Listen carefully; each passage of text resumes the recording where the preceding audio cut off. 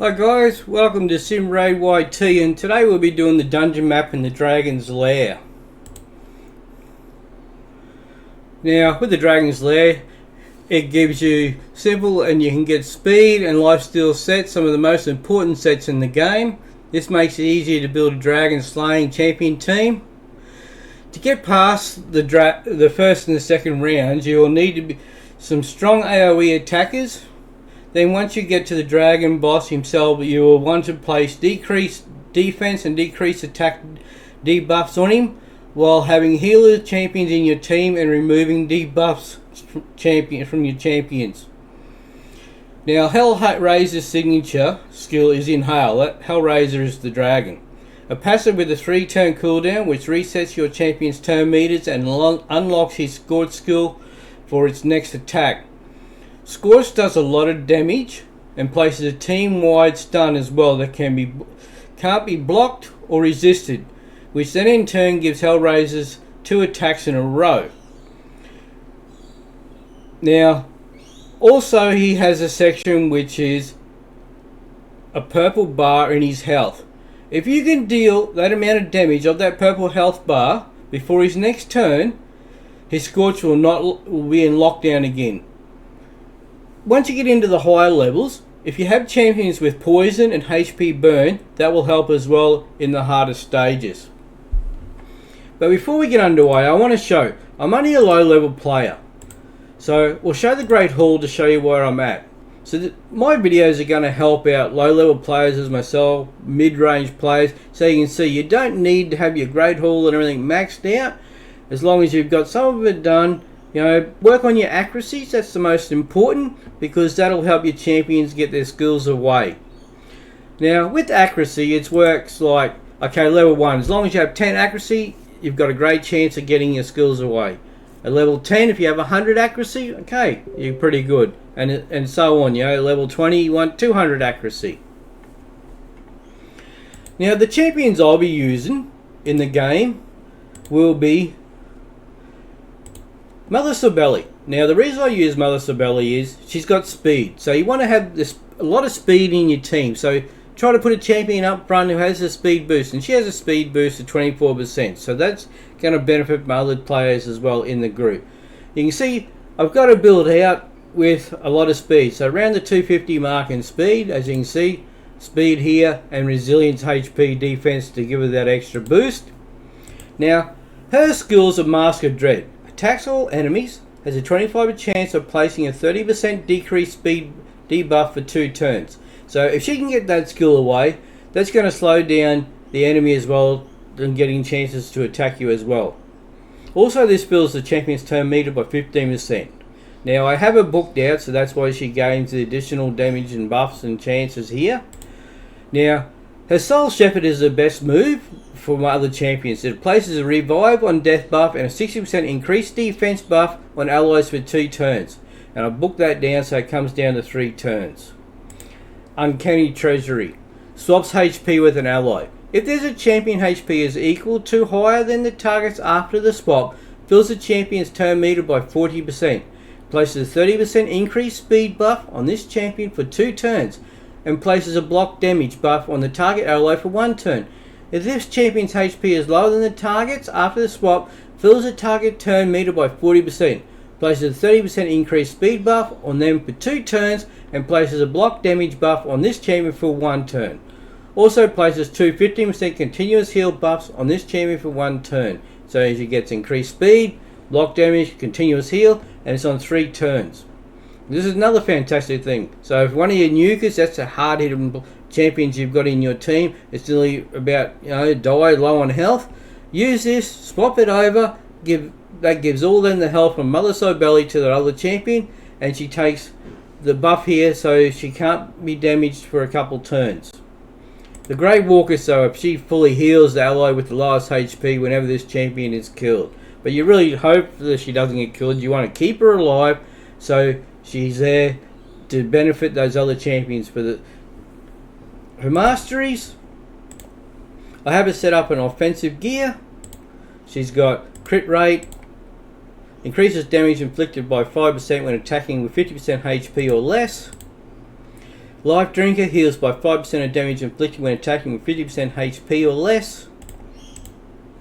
Required rank is 3-star. Increases damage inflicted to targets with less than 40% HP by 8%. That's a single out.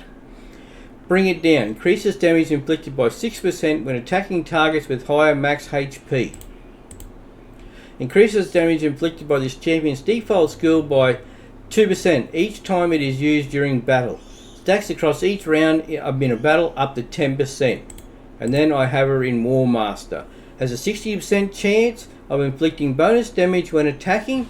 Bonus damage is equal to 10% of the target's champion's max HP or 4% of the target's max HP when attacking bosses. Bonus damage can only occur once per skill and does not count as an extra hit. Damage is based on enemy max HP. So in defense side, we have gives extra defense there. Decrease the damage received by this champion by 8% when this champion is hit with a critical hit. Heals this champion by 10% of their max HP when they kill an enemy target. Cooldown 1 turn. Reduces the damage this champion receives from a specific enemy by 0.75% with each hit taken from that enemy. Damage reduction stacks up to 6% for each enemy. Has a 60% chance of placing a leech debuff for 1 turn when placing stun, sleep, fear, true fear, freeze, petrification debuffs. And then has a 20% chance to counterattack an enemy when they apply a stun, sleep, fear, true fear, freeze, petrification debuff on an ally. Cooldown 1 turn. So you can see my stats here.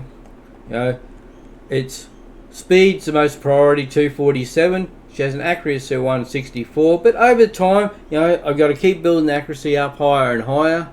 So that's the idea when getting the dragon. Once you can get into the higher levels of the dragon to get 4, 5, 6-star gear. Another champion we'll be using here is AOX. Now AOX, he has the benefit of he can do healing to your other champions as well, to your nukers, to help keep them alive. I have him at just over 200 speed, so it makes it, he's faster in the team.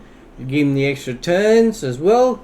His crit rate is over 100%, only needed 100%, but I just don't have the right equipment at the moment to be able to give it 100% and put some extras like accuracy here. I have him over 200, so he's pretty good, so he should be right to about level 20. But his most important is his skills. He attacks one enemy 2 times. Each hit has a 10% chance of placing a 5% poison debuff for 2 turns. Damage is based on attack, but this is the one, Law of Restoration. Attacks one enemy, heals all allies with 10% of their max HP. So this is AOX's best move. This is where you're wanting to prioritize his skills to. Heals each ally for an extra 2.5% for each debuff on this target. So with his books he gets the additional damage, heals and a cooldown back to 3 turns. The Weight of Aeons. Places a 50% decreased attack debuff on all enemies for 2 turns. Also has a 75% chance of decreasing enemy turn meter by 20%. Places a 30% decreased critical rate debuff on the target for 2 turns if they have 50% or more turn meter after the turn meter decrease. Decrease attack, decrease critical rate, and with his books brings him back to 3 turns. Steward of Time increases the duration of 2 random debuffs on the attacker by 1 turn when attack occurs once per hit. His masteries, we have him set up in offensive and support. So we just make these quick. Crit rate of 5% extra, crit damage an extra 10%. Increases damage inflicted by 5%. Increases damage inflicted to targets with less than 40% HP. Holds by 5% of damage inflicted when attacking with 50% HP or less. It increases damage inflicted by 6% when attacking targets with higher max HP. Increases damage inflicted by this champion's default skill by 2% each time it is used during battle. Stacks across each round in a battle up to 10%. And then we have him in War Master. We could have put him in defense. It wasn't so much him doing attack to do damage here. He's more here just to heal and help with our other nukers to keep him alive. And then we have the support, accuracy, where increases accuracy by 20 when this champion has no skills and cooldown. The Swarm Smitter increases accuracy. Increases the base stat set bonus of all artifact sets to increase base stat by 15%. This increases multi-active, not additive. Decreases the target turn meter when this champion hits them with the default skill for the first time. Decreases the turn meter by 20% with a single target skills and 5% with AoE skills. Occurs once per target. Increases the chance of placing any debuff from skills or attacks by 5%. It will not increase the chance of placing stun, sleep, freeze, fear, true fear, provoke, and petrification debuffs. Master Hexer has a 30% chance to extend the duration of any debuff cast by this champion by 1 turn. It will not extend stun, sleep, freeze, provoke, fear, true fear, bomb, or petrification debuffs. And his total stats, we have him at 202 speed, so he'll go second in the team. Mother Sibeli will go first, then AOX, and then we'll have our nukers come in behind. His crit rate's 124, so over time we'll get that back to about 100% and try to give him some extra damage or speed and accuracy. And as you see, the Great Hall, as we keep increasing our Great Hall, these stats here will improve as well.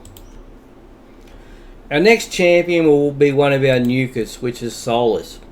Now, Solus, we have him in some perception, which gives him the additional accuracy and speed, and we have him in speed as well.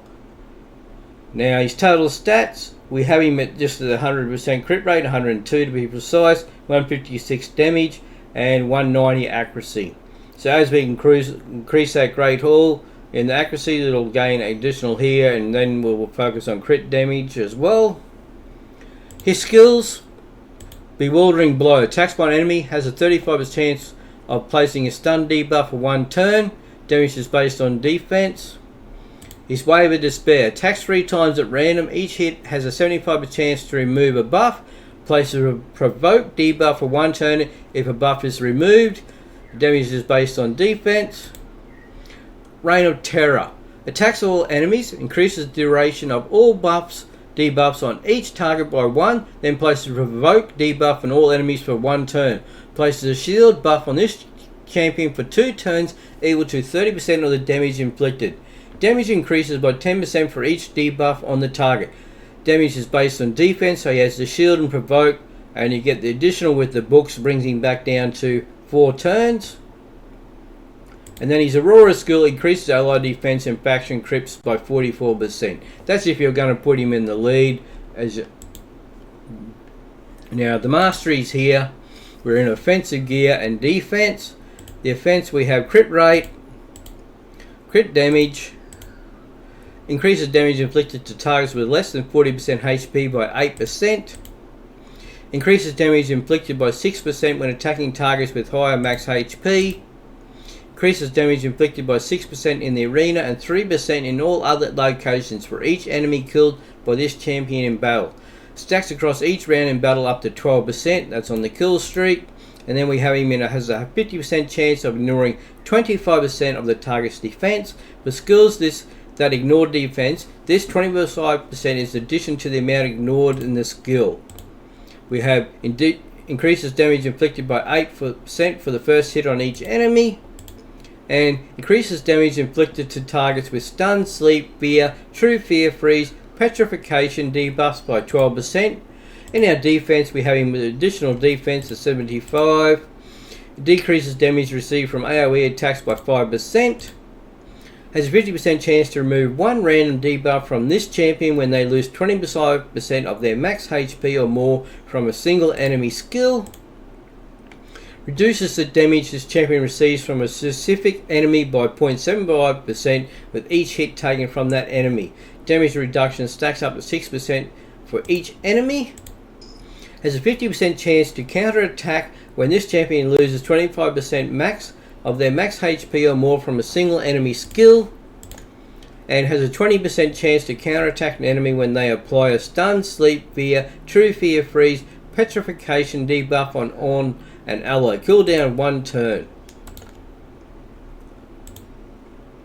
As you can see here, our total stats, crit rate is 102, speed 191, so this is what I'm saying, we have Mother Sibeli as a lead, AOX will come in second, and then we'll start smashing with our Our champions after that, critical damage 156 and accuracy of 190. So with 190 accuracy, he'll be good up to level 18, 19 at this stage. Our next champion we'll have in the team will be Royal Guard. Now Royal Guard at the moment, you can see I haven't really got him in sets or anything. He's only in perception to give him the accuracy and this little bit of extra speed. His speed is around the 191. His damage is 154 and accuracy of 209. Now over time we'll keep working on the crit damage to increase that. His skills: Razor Blade has attacks one enemy, has 50% chance of placing a 60% decreased defense debuff for 2 turns, decreases defense. I have him booked out as well. The Takedown attacks all enemies, damage increases according to the enemy max HP. So this is his big move, which he's going to do the most damage on. Damage is based on attack enemy max HP. His Hamstring attacks 4 times at random. Each hit has a 60% chance of placing a 30% decreased speed debuff for 2 turns. Each hit also has a 60% chance of decreasing the target's turn meter by 25%. His Aurora increases ally attack in dungeons by 35%. So sometimes, you know, he'd be a good champion to put in your lead. Now his Masteries, of course, we've got him set into offensive gear to give him that extra attack. And we've got some support on him as well, just to helps him. He's got crit rate of 5%, crit damage at 10%, increases damage inflicted by 5% when attacking with 50% HP or less, heals 5% of damage inflicted when attacking with 50% HP or less, and increases damage inflicted by 8% for the first hit on each enemy. Increases damage inflicted by 6% when attacking targets with higher max HP. Increases damage inflicted by this champion's default skill by 2% each time it is used during battle. Stacks across each round in a battle up to 10%. War Master has a 60% chance of inflicting bonus damage when attacking. Bonus damage is equal to 10% of the target champion's max HP or 4% of the target max HP when attacking bosses. Bonus damage can only occur once per skill and does not count as an extra hit. Damage is based on enemy max HP. Accuracy here, in his pinpoint accuracy, additional 10%. Increases accuracy by 20% when this champion has no skills. So your first move, first attack, you have that additional as well. Increases accuracy by 4% for each enemy alive, stacks up to 16. Has a 5% chance of decreasing the cooldown of a random skill by 1 turn at the start of every turn. Decreases the target turn meter when this champion hits them with the default skill for the first time. Decreases the turn meter by 20% with a single target skill and 5% with AoE skills. Occurs once per target. Increases the chance of placing any debuff from skill or attacks by 5%. It will not increase the chance of placing stun, sleep, freeze, fear, true fear, provoke, or petrification debuffs. Required rank 5 star has a 30% chance to extend the duration of any debuff cast by this champion by 1 turn. It will not extend stun, sleep, freeze, provoke, fear, true fear, bomb, or petrification debuffs. And our other champion which we'll bring into the team will be Cold Heart. Now, with our Cold Heart, we've set her up as a nuker as well, and we've got her in reflex gear. So it gives a 40% chance to random skill to bring it back down, and accuracy. We've got her set up as speed at 157, so she's our slowest. We really need to work and focus on that over time to bring her up higher. Her crit rate is very, very low. It's only at 39. We need to get that at 65% because with her skills, her 65% is already required here, plus the skill will bring it up as what we need. But our crit damage is what here we're really focused on with her. We're at 199 crit damage and 287 accuracy. So at 287 accuracy, she'd be right to go right through to level 25. Wouldn't be a problem at all. We'll have a look at her skills. Attacks 4 times at random. Each hit has a 25% chance of placing a 100% heal reduction debuff for 2 turns. Damage 5% chances extra here. So that gives us 25% extra benefits there. Art of Pain. Attacks all enemies. Has a 30% chance of placing a 50% decrease attack, decrease accuracy debuff for 1 turn. Places a 5% poison debuff for 2 turns if the target is under a heal reduction. And the damage is based on attack. Decrease attack and poison here on 3 turns. But her main power is her Heat Seeker. Attacks one enemy. Decreases the target turn meter by 100%. Has an extra 30% chance of inflicting a critical hit. Damage increases according to the enemy max HP. But this turn meter by 100%, this is what makes Coldheart one of your best void champions in the game. Be able to turn that turn meter back down to nothing, and it's on a 4-turn cooldown. Her masteries, we have her set up in offensive gear, crit rate extra 5%, crit damage 10%, increases damage inflicted by 5% when attacking with full HP. Increases damage inflicted to targets with less than 40% by 8%. Increases damage inflicted by 6% when attacking targets with higher max HP. We've got increases speed by 6 for each enemy killed by this champion. Stacks across each round in battles up to 18. In speed, has a 30% chance of decreasing the cooldown of a random skill by 1 turn if the damage inflicted by a skill exceeds 30% of the target's max HP. Occurs once per turn. Next here, we have increases damage inflicted by 6% in the arena and 3% in all other locations for each enemy killed by this champion battle. Stacks across each round in a battle of up to 12%. Places a shield buff on this champion for 1 turn when this champion kills an enemy. The value of the shield is equal to 50% of this champion's max HP. Occurs once per turn. And then we have crit damage of 20%. I went with flawless for the extra crit damage. In support, we have accuracy at 10. Increases accuracy by 20 when this champion has no skills or cooldown. So that's your first turn. You will get that benefit. Increases accuracy by 4 for each enemy alive. Stacks up to 16. Decreases the target's turn meter when this champion hits them with a default skill for the first time. Decreases the turn meter by 20 when this single target skill and by 5% with AoE skill. Occurs once per target. Has a 30% chance to extend the duration of any debuff cast by this champion by 1 turn. It will not extend stun, sleep, freeze, provoke, fear, true fear, bomb and petrification debuffs. So you can see here our total skills. We have a 157 speed. It's something we want to work on to get higher up. Our crit rate, we need to really get to 65%. So as we get better gear, we'll look at doing that. And our crit damage 199%. So you know this is really, with her main skill, is really going to do a lot of damage when it works. And accuracy of 287, which is fantastic at this stage in the game. Okay, and we'll jump straight into it now, guys. That's how I just wanted to show you everything, how I have it set up, what we do, for these levels, be a low level player to what I can achieve in the game.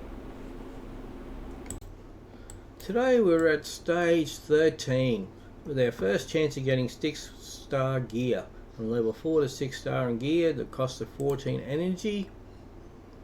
And we'll get straight underway here.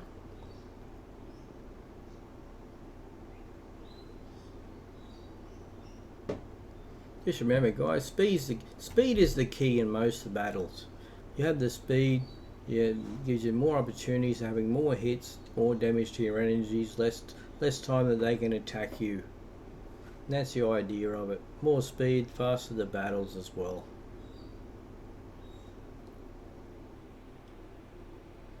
Now we're on to the boss here.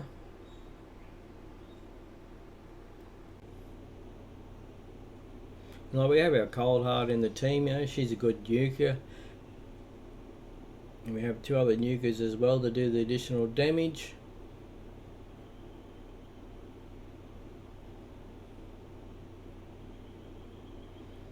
We don't have anything to drop down that turn meter or anything on the dragon, but it's okay because our team's pretty strong, so we know with our nukers what we have, they can do the damage anyway before we take the loss of the battle. Okay, we got a 4-star stalwart gear, we'll sell that.